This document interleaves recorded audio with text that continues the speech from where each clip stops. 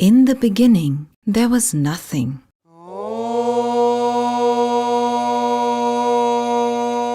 Pure potential, pure consciousness, pure mind. This was Purusha.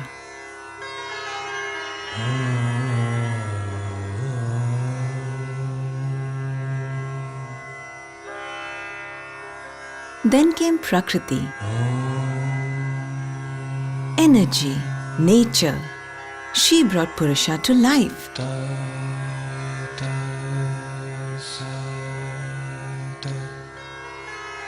The entire universe came into being, and the earth came into being, the first animals. Then Purusha became Pashupati, lord of the beasts. He watched over the world with tenderness and realized that all creatures would suffer, endure pain and death. In compassion, he taught them the art of yoga. The first to hear this teaching was the snake Patanjali, and it was he who brought yoga to all mankind. They say that who heard him best was the serpent round his neck, Karkotaka, or Patanjali. And therefore Patanjali is visualized as a serpent because he sits next to Shiva and he heard every whisper and every breath. So he knows it better than others and he shared it with the world. Yoga is more than anything else, it's a practice, it's a discipline. It is your connection with something that is eternal, you can call it consciousness. It is that part of you that is untouched by anything. So yoga for me, as far as I understand, is to unite the body with the mind and taking body and mind together to be in par with the eternal, evergreen state of this self. Today, yoga is practiced by millions of people around the world. From the studios and gyms of America to the halls of culture in China, yoga has become one of the world's favorite holistic health practices. But what really is yoga? Where did it come from? What does its practice do for your body and your mind? How did yoga spread around the world? Can yoga bring you into balance with your deepest self and nature? Indian thought has always celebrated imagination, which is mana, the mind. So we are called Manava, animals who can imagine. Yoga enables our imagination to celebrate and understand nature in her totality. That's the point of yoga.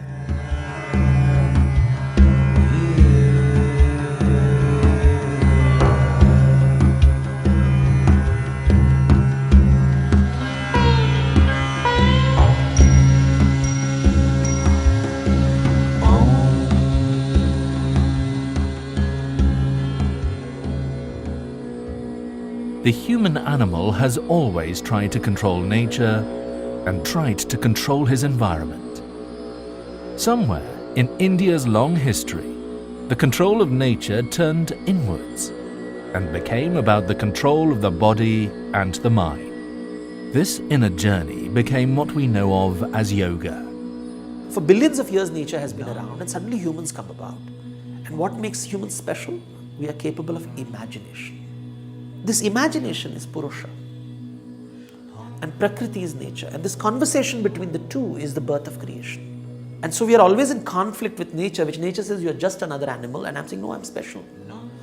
And so my fear starts crumpling my mind. I refuse to accept reality, and this is the birth of Aham. Me, I am important. Yoga is the opposite, unraveling of it. You start opening it. And when it completely opens up, when it reaches that state, it sees the world as it is, not the way I see it. The origins of yoga are shrouded in mystery and mythology. We find many clues in the practices of Himalayan shamans, as can still be seen in Tibet and Nepal today, where the Lord of the Beasts is still revered.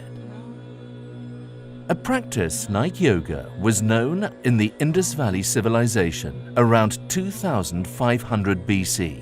You see these seals which show images of people doing, for example, Namaste. Now, did they use the word Namaste or was this gesture popular even then? You have people sitting in a yogic, what is called a Bhadrasana, what is we now call the throne position. By the 5th century BC, yoga was becoming well known and begun to appear in Vedic scripture. The word yoga is a Sanskrit word. It comes from the root yuja, which basically means to bind, to align, to hold. So it's about falling in place at the right time and everything works out for you, which is synthesis really. These techniques of mental control were becoming known to all religions and philosophies practiced at that time, including Buddhism and Jainism. By the 2nd century BC, yoga had evolved into an independent philosophy and practice, and was codified into a scripture known as the Yoga Sutras of Patanjali. Hatha Yoga Anushasanam Yogaha Chitta Vritti Nirodhaha Tada Drishtuhu Swarupe Avasthanam. Visualize thousands and thousands of sages talking about this. One of them happens to be no Sanskrit. One of them happens to be literate and is eager to write it down. So Patanjali's Yoga Sutra is one document. It's not the whole wisdom. It's written as a sutra. Sutra means a seed, which has to be put into your mind and into plant, and it will transform into a plant. The purpose of yoga is to still the mind stuff and unite the basic human consciousness with its original state of complete consciousness, or Purusha. It then goes on to say that the human being is made up of 5 layers or koshas that act in unison. The 5 koshas are layers. Energy, prana, which is the life force energy, moves between all of them and always keeps them connected. You talk of the sheaths. The Taittiriya Upanishad has a fascinating theory. They talk of the 5 sheaths, the Panchakosha, the Annamaya Kosha, which is our physical body, the Pranamaya Kosha, which is our astral body, the Manomaya Kosha, which is our mental body, the Vijnanamaya Kosha, which is our higher overmind, and finally the Anandamaya Kosha, the blissful sheath. So we have to cross over the bridge on the physiological body, from the physical body to mental body. Then using the mental body, we have to understand, discriminate each and every part. Then naturally you find that each and every cell in the system has its own intelligence, has its own memory, so that the cells can take of the body for me to think of God, the higher level of spiritual life. To align the koshas together, Patanjali prescribed a system called Ashtanga, or the 8-limbed path. The first 5 parts are the discipline part of it, the doing part of it. The last 3 parts of the 8 are internal. They are the outcome of practicing the 5. So yama and niyama are the first 2. Yama refers to how you behave with internally, how you experience the world, how you conduct yourself. Niyama are rules. Niyam means a rule or a discipline of physically living, how you behave in conduct with yourself and with the world around you. Then you come to asana, which is your connection with your own physical body. Then you come with pranayama, and the whole purpose of asana is to prepare the body for pranayama, so that when you breathe, that prana can circulate completely, access different parts of your body. And then you come to pratyahara, which is restraint. Pratyahara actually means to withdraw the senses, but it doesn't mean detachment or to go into a mountain. It means to not identify unnecessarily, not be too attached to something, not be too detached from anything either. So balance, the best word is balance. And then you come to dharana, dhyana and samadhi, which are called the antarangas. They are the internal limbs of yoga, because If you practice the first 5 limbs, then they are the outcome. Your ability to focus, your ability to meditate on something, and your ability to access union with true self, with that consciousness, which is what samadhi is. So yoga is bringing the Ashtanga together in order to bring the koshas together, in order to achieve samadhi. So yoga is both the practice and it is the goal. By the early part of the first millennium, yoga had become integrated into mainstream Buddhism, Jainism, and what later became known as Hinduism, with the writing of the Bhagavad Gita. The Gita describes 4 yogas that anyone could practice in life. There is the Jnana Yoga, which is the way of knowledge, the way of discriminative knowledge, of being able to see what is real and what is unreal. Another way is the Bhakti Yoga. Now, the Bhakti Yoga is the yoga of devotion. If the Jnana Yoga is the way of wisdom, the Bhakti Yoga is the way of devotion, the way of love. The third path of yoga is what might be called the Karma Yoga, the way of the hands, of action. But not any action. Action dedicated to the divine. And then the fourth, and in some ways the most fascinating path, is what is known as the Raja Yoga, the royal road. And that involves the breathing practices, the Hatha Yoga, what people in the West look upon as yoga, which are the physical exercises, are only one small part of the Raja Yoga. But I would say these are the 4 major paths. You can do 1 or 2 or 3 or 4. You can combine in whatever way you like. But you have to make a conscious effort if you want to grow spiritually. I don't think it happens automatically.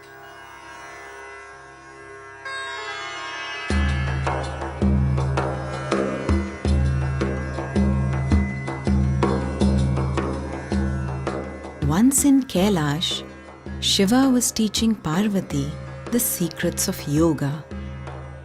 Together they danced the cosmic dance.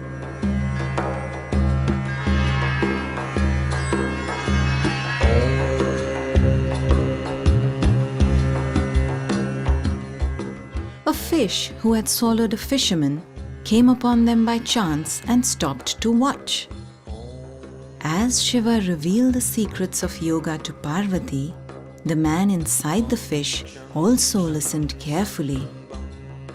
When Shiva realized they were not alone, he was pleased and continued to teach the fish. He named the man Matsyendranath after the fish he was in. Shiva then sent him back to teach the world yoga. And this is how Hatha Yoga came into being. Now, why fish? Because fish is movement. It's not stillness. He comes to Kailash, which is stillness, and the fish, which is all about movement, tells the world. So Matsya as a means, it means life, it means movement, and he discovers the secret of stillness. He becomes the Nath. He shares it with the world. In the 12th century, a monastic group arose called the Naths that codified the practice of yoga into a training manual and methodology for monks called Hatha Yoga. Hatha Yoga has been misinterpreted, certainly to a very great extent, as physical yoga. But Hatha means willpower. So mind is considered as the king, therefore the word Raja Yoga came, control of mind. Whereas willpower is stronger than mind. Yogis were encouraged to become celibate and detached from the world. And over 84 asanas were developed to tune the yogi into a higher state of physical and mental consciousness. Very essence of yoga, yoga's chitta vritti nirodha. When the chitta vrittis of the chitta, or the waves of the thoughts or waves of the consciousness is restrained, there is stability. So while practicing the asanas in a spiritual line, even Patanjali says stability of the mind will come by the practice of asanas, because there is no other movement except that posture. By that, you experience the state of infinity. These postures were first detailed in the 15th century through a book called the Hatha Yoga Pradipika. What this did was move yoga away from the lives of ordinary people and into secret schools and systems across India. You see these two schools emerging. One which says yoga is about withdrawing from the world, withdrawing from Prakriti, rejecting Prakriti, and this whole notion of purification by not connecting with the world. So I isolate myself completely. And the other tradition, which is the Gorak tradition, which is the tradition of yoga which is communicating with the world, talking to the world. By the time the British colonized India from the 18th century onwards, yogis were seen as eccentric, dangerous madmen who lived at the edge of society and could do all kinds of magic and contortions. Indian Maharajas and the British rulers would regularly organize whimsical demonstrations of yogis and magicians, and India became known as the exotic land of mystical and magical powers. When the Europeans came to India, they were surprised by the exotic. They wanted to understand this exotic creature called India. And that's when the 18th century, this exotic India manifests itself to satisfy the gaze of the master. By the end of the 19th century, the word yoga had started to become well known in Europe and America through the work of the Theosophists and the arrival of Swami Vivekananda. He taught Americans the ideas behind Raja Yoga, and his little book became a Bible to all spiritual seekers and mystics in that period. In India, the Maharaja of Mysore was a great patron of yoga. His teacher was the legendary Krishna Macharya. Iyengar was his star student and gave most of the demonstration popularizing Hatha Yoga in Mysore and across India. In 1952, Yehudi Menuhin and Iyengar became good friends, and he arranged for Iyengar to demonstrate yoga in London, Zurich, Paris, and New York's Carnegie Hall.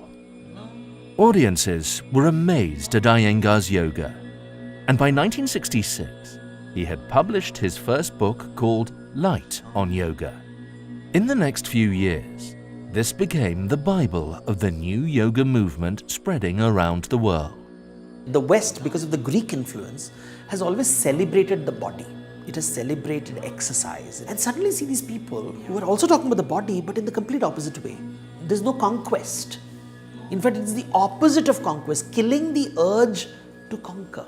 It just says, look inside. Calm down. Life is not so terrible. Sit down. Breathe. Your body has the answer, your breath has the answer, your mind has the answer. These are conversations that didn't happen before, and these executives are like, this is like manna from heaven.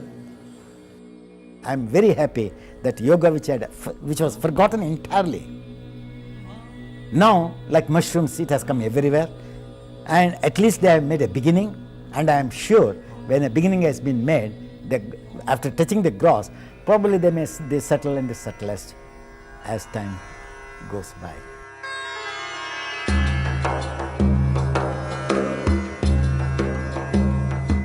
Yoga has a profound effect on the human mind and body, and its healing powers have been known for over 2,000 years. It works not only on the joints, but also on the endocrine system, helping glands to function properly. The effects on the brain are also well documented. Today, scientists at India's NIMHANS are exploring the science of yoga and its effect on the brain. This is one of the areas which have been recognized way back in the motto that alternative medicine, what we call as an alternative medicine, to be part of neurosciences and mental health. Apart from that, we also have an advanced center for yoga, which is about 5 years old. We have examined the yoga effects on the brain using MRI. There are some areas of the brain which get better following yoga, and there are some situations wherein when chanting of Om happens, there are areas of the brain which are changed for the betterment of the individual. When you keep chanting Om or any other thing, you read Quran, you read the Bible. When you keep reading it loud, you start resonating in your ears. From the ears, the electrical activity comes down and then it starts ascending up. Okay? As it ascends up, it causes a calming of it. How yoga could help us in the management of patients, for example, in mental health disorders, what we talked about as the stress. The stress is one of the important area which is now causing a lot of problem in the global scenario. Yoga is seen as a valid complementary practice to traditional medicine and is being recommended by doctors in India and around the world. Mainstream medicine sends people to us for rehabilitation, for what they call stress, and therefore cannot put a finger on it beyond that, or even lifestyle diseases which don't have a cure really. So I think people want to choose yoga which gives them, they come and people will say that makes me feel good, that makes me feel calm. So yoga, without soma there is no psycho, without psycho there is no soma. They go together. If you ask the word very chitta vritti nirodha, chitta is in the body, body is a form of chitta, a gross form of chitta. So psychosomatic science was used by Patanjali long ago without using the word psychosomatic science. So this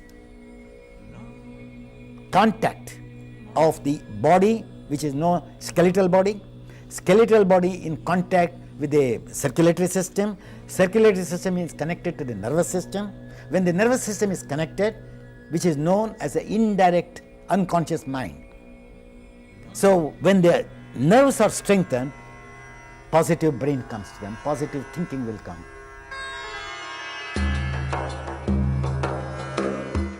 Today, over 20 million people practice yoga of some kind in America alone, and the phenomenon is spreading worldwide. In India, many advanced teaching and research institutions provide students and wellness seekers with access to some of the world's best teachers and practices in yoga. I think yoga is something which is beyond a culture or a nation.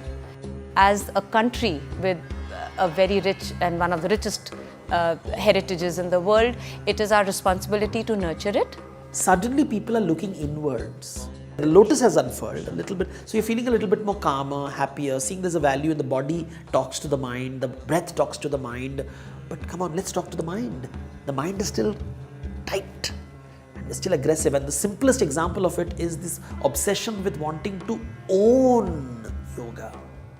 Having read lots of books on yoga, having practiced yoga, as far as my understanding goes, yoga is one, as people call God in different names, but He is one. Yoga is one, but as it branches off the trunk, so different people give it different names. Yoga is a universal practice that brings you into balance and harmony with your life, no matter what religion or ethnicity you belong to. Awareness and attention, when they come together, there is no movement of intelligence, there is no movement of mind. So there is a state where I, my body, my mind, my breath finds no differences at all. I'm living, even now, though I'm talking to you, even my warmth of my toe, I can feel how much warm it is. At that time, what happens? There is no movement, there is no thought. It's completely a state of forgetfulness of body and mind, but to be one with the cosmic energy and the individual energy meeting together.